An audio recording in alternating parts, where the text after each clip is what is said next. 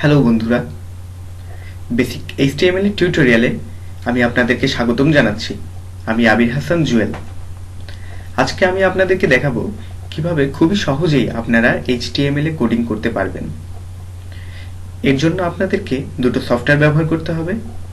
একটি হলো নোটপ্যাড++ এবং অপরটি জেন কোডিং। প্রথমে আমি আপনাদেরকে বলে দিতে চাই, এইচটিএমএল এর পূর্ণ অর্থ হলো হাইপার টেক্সট মার্কআপ ল্যাঙ্গুয়েজ।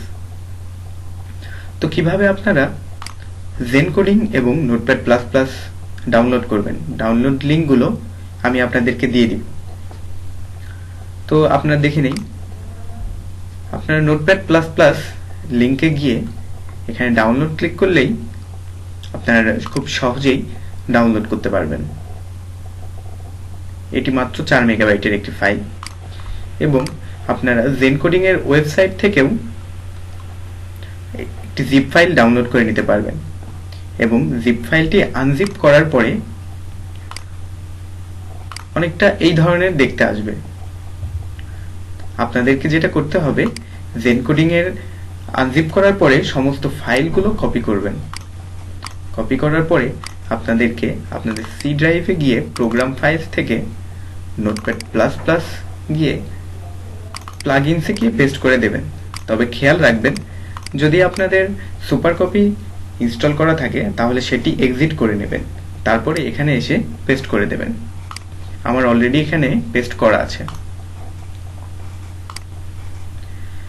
এবারে আপনি নোটপ্যাড++ এ আসবেন, দেখবেন যে পেস্ট করার পরে পুনরায় যখন নোটপ্যাড++ চালু করবেন তখন এখানে জেন কোডিং লেখাটা এসে যাবে। তো আমরা কিভাবে এই জেন কোডিং ব্যবহার করে খুব সহজেই এইচটিএমএল কোডগুলো পেতে পারি, তার জন্য আপনাকে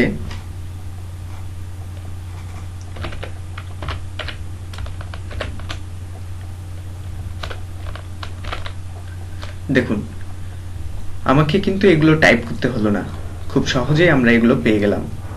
কিন্তু আপনারা অন্য কোনো টিউটোরিয়াল বা অন্য কোনো বইতে দেখে থাকবেন, পুরোটাই আপনাকে কষ্ট করে টাইপ করতে হবে। যেমন HTML tag, head tag, body tag, এই সমস্তগুলোই আপনাকে আলাদাভাবে টাইপ করতে হয়। কিন্তু জেন কোডিং থাকলে আপনাকে এত কষ্ট করতে হবে না।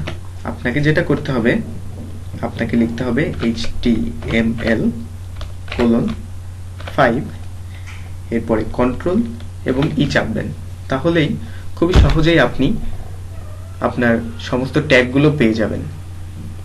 এছাড়াও আপনি বিভিন্ন ধরনের ট্যাগ, যেমন প্যারাগ্রাফ লিখতে পি ট্যাগ আমরা ব্যবহার করি, সেক্ষেত্রে আপনারা পি লিখে কন্ট্রোল ধরে ই চাপবেন, দেখবেন পি ট্যাগটি কমপ্লিট হয়ে গেছে। ঠিক তেমনি যদি আপনারা চান হেডিং 1 ট্যাগ লিখে কন্ট্রোল ই চাপলেই হেডিং 1 ট্যাগটি কমপ্লিট হয়ে গেছে। তো আপনাদেরকে আজকে এইটুকুই টিপস দেওয়ার ছিল। আশা করি সাবস্ক্রাইব করবেন এবং পরবর্তী টিউটোরিয়ালগুলো দেখবেন। বুঝতে কোনো সমস্যা হলে কমেন্ট করবেন। ভালো থাকবেন।